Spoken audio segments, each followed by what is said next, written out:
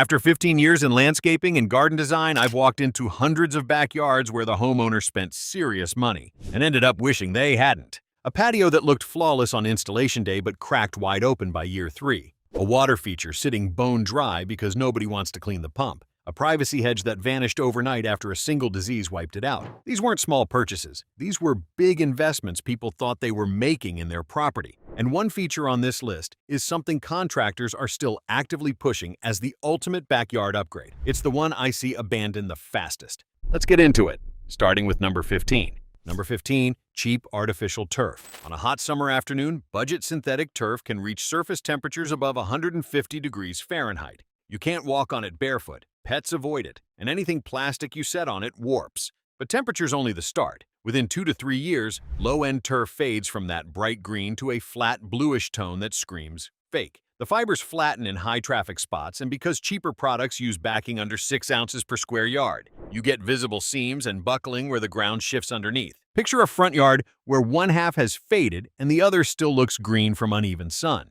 That patchwork is impossible to fix without ripping it all out. If you want synthetic turf, invest in a product with a minimum face weight of 60 ounces per square yard and UV-stabilized fibers rated for at least 8 years. Or honestly, consider drought-tolerant native ground cover instead. It actually improves with age. And if surface heat concerns you, the next feature does something worse. It quietly poisons the soil underneath it. Coming in at number 14, railroad tie retaining walls. I worked with a homeowner who had stacked ties along their back slope for over a decade. Looked solid, held the hill fine. Then they went to sell, and the termite inspector found colonies running through every single tie and into the garage framing, less than 4 feet away. That repair cost over $8,000. Replacing the ties years earlier would have been a fraction of that. Railroad ties are treated with creosote, which the EPA classifies as a probable human carcinogen. That leaches into surrounding soil over time. And structurally exposed ties rot from the core within 7 to 10 years, even when the outside still looks fine. Replace them with segmental retaining wall blocks or natural stone, both rated for ground contact and available in styles that look dramatically better. For walls under 3 feet, pressure-treated timber at a .40 retention rating is a safe, affordable alternative. Choosing the right wall material matters, but it won't save you if you make the mistake at number 10.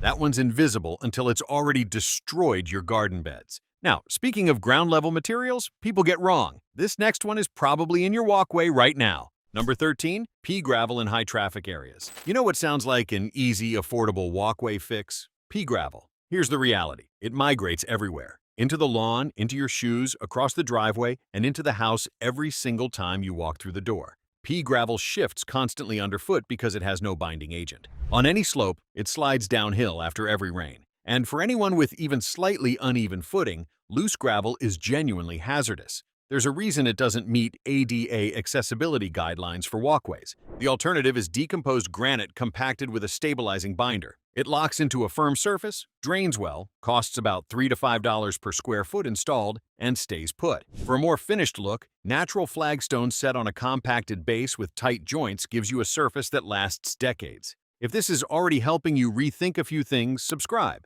I put out videos like this every week. But here's something most people wouldn't expect. The next feature is a living plant that seems completely harmless and actually causes structural damage to your house. 12. Invasive ground cover plants. Invasive ground cover. Big no. English ivy, vinca, creeping jenny. They get planted because they fill in fast and seem effortless. That's exactly the problem. English ivy grows up to 50 feet in a single season. Once it hits your siding, it works into every crack, loosens mortar joints, and traps moisture against the wall. The USDA lists it as invasive across most of the eastern United States. And removal? Forget pulling it out. The root system goes deep. I've spent entire job site days excavating roots from beds that were planted with ivy just 5 or 6 years earlier. Picture a garden bed swallowed by ivy versus one planted with creeping thyme or native sedge. The thyme stays low, stays contaminated, and blooms with color. The ivy becomes a maintenance trap you never escape. Plant native, non-invasive alternatives instead. Creeping phlox, wild ginger, or Pennsylvania sedge all stay where you put them and actually work with your garden rather than consuming it. Speaking of things that look fine at first and quietly fall apart, I had a client call me about a fence only 4 years old. What I found says everything about this next feature. 11. Vinyl privacy fencing. Let's talk about vinyl privacy fencing. 4 years. That's how long before one client's white vinyl fence turned a chalky yellow-gray. When a panel cracked in a storm, the replacement they ordered was bright white, sitting next to 4 years of yellowed vinyl. The mismatch was visible from across the street. PVC expands and contracts roughly an eighth of an inch for every 10-degree Fahrenheit swing. In climates with real seasons, that movement loosens posts, warps panels, and pops connectors. And most vinyl warranties cover structural failure only. Not discoloration, not warping, not cosmetic damage. Read the fine print before you buy. Imagine that same property line with cedar that silvers naturally, or a horizontal slat composite with built-in UV inhibitors. Both age gracefully. Both look intentional. For privacy fencing, go with cedar rated for ground contact or composite with a minimum 25-year fade warranty. And while we're on privacy, the mistake at number 6 involves a living fence that can vanish overnight. Before we get there though, the next feature is one nearly every gardener has used, and it's doing more damage underground than anyone realizes. 10. Landscape fabric under mulch. We're about halfway in, and this is where things get personal. Number 10. Landscape fabric under mulch. Every hardware store recommends it. Every how-to article says lay it down first, and that's exactly why it's on this list. Landscape fabric is a polypropylene sheet that starts degrading in direct ground contact within 3 to 5 seasons. The edges fray. It tears when you try to plant through it. And it blocks organic matter from breaking down into the soil, which is exactly what healthy beds need. Weeds? They root right on top of the fabric in the mulch layer, so you're still pulling weeds, but now through shredded plastic. Skip the fabric entirely. 3 to 4 inches of hardwood mulch refreshed once a year suppresses weeds naturally while feeding the soil beneath it. For new beds where you're smothering existing grass, lay plain cardboard. It blocks light for 1 season, then breaks down completely. Would you rather fight weeds through tangled plastic or through clean, loose mulch? And while fabric just makes beds miserable, the next feature can leave you with a 500-pound concrete eyesore you can't move. 9. Oversized water fountain. Here's a question. How many large tiered fountains have you actually seen running? In my experience, maybe 1 in 5. The rest sit dry, stained with mineral deposits and collecting leaves.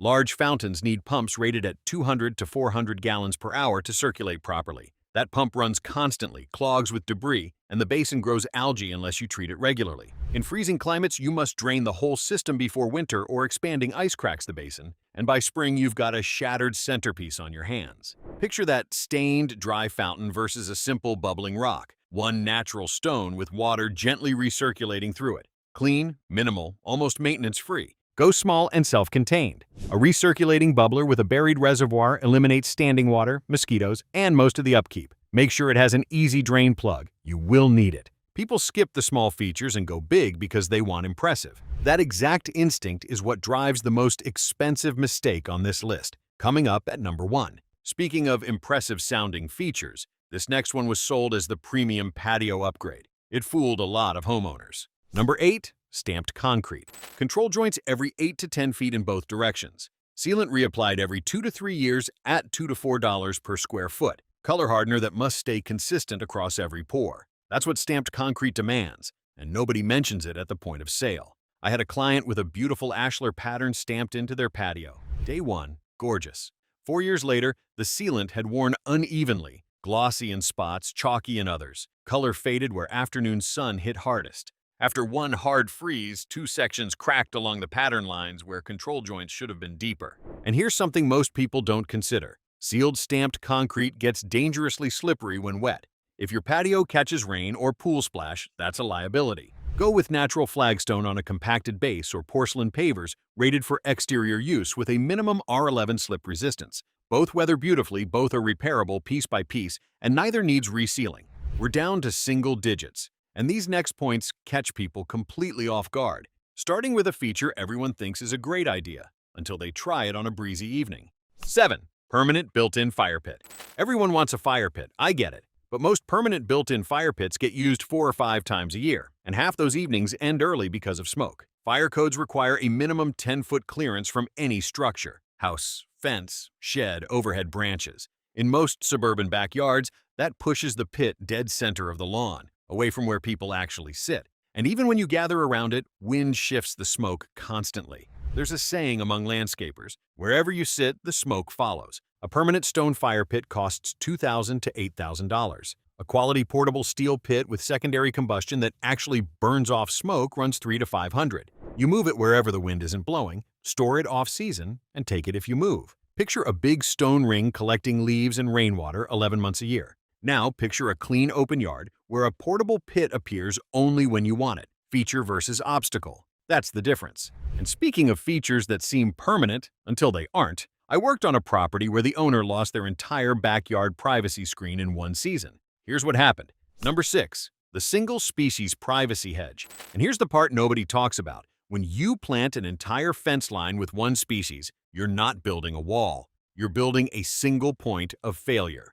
Leyland cypress is among the most popular screening plants in America and one of the most vulnerable. Cyrrhidium canker alone kills mature trees within 2 seasons, and it spreads down the row because every plant is genetically identical. One infected tree, and the whole screen browns out section by section. That homeowner had 22 Leyland cypress along their property line. Bagworms got in during summer, and by the following spring, half were brown and bare. 16 years of growth, gone. Leyland cypress doesn't regenerate from dead wood. Once it's brown, it's done. Plant a mixed species screen instead. 3 or more varieties, green giant arborvitae, holly, and wax myrtle, for instance. Stagger the heights. If one species has a bad year, the others carry the screen. Your privacy survives. That's a feature you can at least replant. But the next one, once it's in your yard, it's not coming out without a crane. 5. Massive decorative boulders.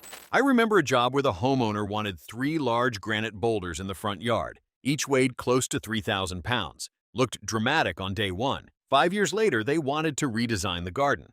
Those boulders? Still there, because removing them meant hiring a crane, tearing up the lawn, and spending close to $2,000 just to haul them off. Large boulders compact the soil underneath them permanently. Nothing grows where they sat, and because they're so visually dominant, they dictate the layout of everything around them. Every future change has to work around immovable objects. The yard looked like a corporate office entrance, not a home garden. If your front yard could double as a business campus, the boulders are doing the wrong job. Use smaller accent stones, 12 to 18 inches, grouped naturally within planting beds, or go with dry stacked stone walls or planted berms for height and drama. You get the visual weight without the permanence. And if 3,000-pound boulders sound like a problem, the next feature puts 3,000 pounds of water weight on a structure that wasn't built for it.